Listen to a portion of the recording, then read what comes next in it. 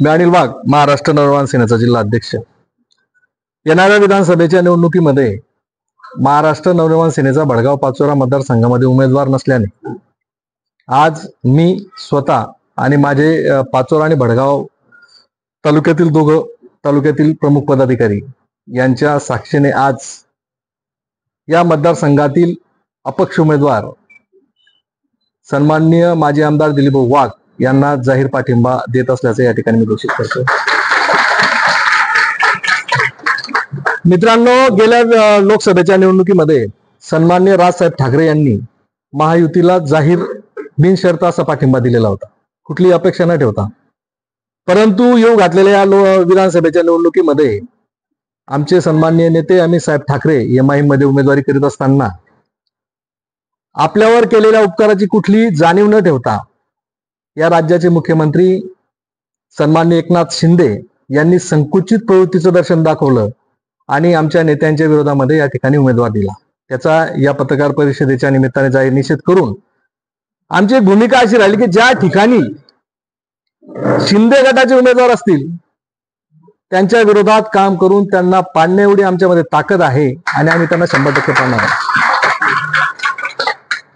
राहिला एक दुसरा मुद्दा, गेल्या अनेक महिन्यांपासून भडगाव पाचोरा मतदारसंघ हा शांततेचं प्रतीक आहे, परंतु गेल्या अनेक महिन्यांपासून या ठिकाणी एक दहशतीचं आणि भयमुक्त असं वातावरण झालेलं आहे, भययुक्त असं वातावरण झालेलं आहे.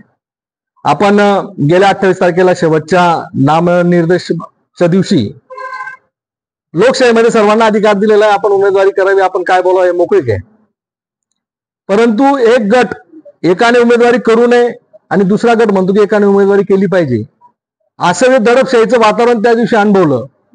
आणि आता भडगाव पाचोऱ्यामध्ये अनेक चांगले व्यापारी आहे, व्यापार वर्ग नेहमी चांगल्या गोष्टींसाठी सहकार्य करतो आणि बंदाची भूमिका घेतो.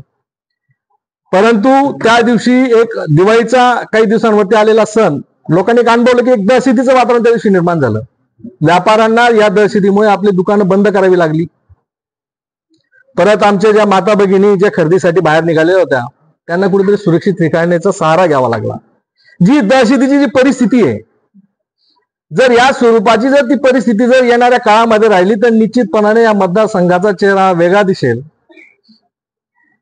चुकीच्या शक्तींना या ठिकाणी वाढ मिळेल आणि तुम्ही आम्ही जे आज शांततेत जगण्याचा जो एक विषय शोधत असतो, मार्ग शोधत असतो, ते कुठेतरी त्याला गालबोट लागेल अशी एक माझ्या मनामध्ये, माझ्यासारख्या सर्वसामान्य कार्यकर्त्याच्या मनामध्ये शंका निर्माण झाली. कारण काय आहे, परिवर्तन हे 100% होणार आहे, परंतु परिवर्तन होत असताना या मतदारसंघाची धुरा कोणाच्या हातात गेली पाहिजे हाही विचार करण्याचा खऱ्या अर्थाने मतदारसंघाच्या लोकांनी विचार करण्याची गरज आहे. नाही तर असं नको झालं पाहिजे व आगीतून निघालं फुफुट्यात अटकलं, अशी परिस्थिती व्हायला नको. आम्ही सन्माननीय दिलीप वाघ यांचा 5 वर्षाचा कार्यकाळ आम्ही अनुभवलेला आहे.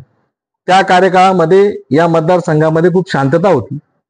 विकासाची 2 कामं कमी झाली या मतदारसंघामध्ये 100% चालेल, परंतु भय सर्वसामान्य नागरिकांना, व्यापाऱ्यांना, आमच्या माता भगिनींच्या मनामध्ये भय ही स्थिती असली नको पाहिजे, म्हणून आम्ही सन्माननीय दिलीप वाघ यांना या ठिकाणी जाहीरपणाने पाठिंबा देतोय.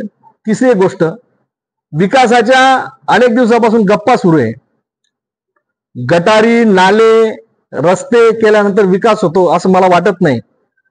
कारण राज्यामध्ये, केंद्रामध्ये सत्ता असताना देखील सन्माननीय आमदार साहेब या दोघही तालुक्यांमध्ये रोजगार उपलब्ध करू शकलेले नाही. आजही या इथल्या तरुणांना कुठेही रोजगाराची संधी आम्हाला दिसत नाही.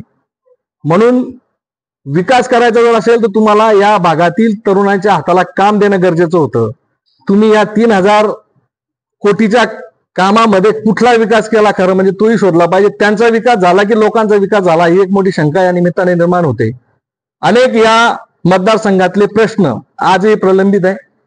भडगाव तालुक्यातला तुमचा जिल्हा उपरुग्णालय असेल, तुमचं कुठलं ते आदिवासी प्रकल्प कार्यालयाचा विषय असेल, आता मध्यंतरी तो 54 MS-54चा विषय जरा जोरात लागलेला आहे की त्याचं श्रेय घेण्याचं सध्या जोरात हा गट म्हणतो की आम्ही प्रयत्न केला, तो गट म्हणतो की आम्ही प्रयत्न केला. परंतु मी या पत्रकार परिषदेच्या माध्यमातून आपल्याला सर्वांना सांगू इच्छितो की हे जे सर्व श्रेय आहे ते फक्त भडगावकर आणि भडगावकरांचंच आहे.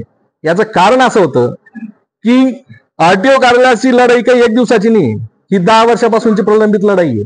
दिलीप भाऊ आपण पण होतात त्यावेळेस, तुमच्या कार्यकाळातला विषय होता. परंतु काहीतरी म्हणा की त्याच्यामध्ये भाऊंचा पराभव झाल्यानंतर सन्मान्य आमदार साहेब आले. एकही विधानसभेमध्ये आरटीओ कार्यालयासाठी सन्मान्य आमदार यांनी आवाज उचललेली नाही, ही वस्तुस्थिती आहे. लोकांनी संघर्ष केला. चाळीसगावला ज्यावेळेस आरटीओ कार्यालय मंजूर झालं, लोकांमध्ये रोष निर्माण झाला आणि भडगाव तालुका कधी नव्हे तो एकत्र आला. स्वतःच्या हक्कासाठी आणि आपल्यावर होणारे जाणीव ठेवून भडगाव तालुक्यामध्ये सर्वपक्षीय लोक एकत्र आले, व्यापारी एकत्र आले, मुलं एकत्र आले, सर्व वर्ग या झालेल्या अन्यायाच्या विरोधामध्ये एकत्र झाला. आणि तो रुद्ररूप बघून कुठेतरी आमदारांना भविष्याची नांदी पर्यायाची भीती वाटली आणि त्यांनी ते आरटीओ कार्यालय कशा पद्धतीने मंजूर केलं हे सर्वांना माहिती आहे.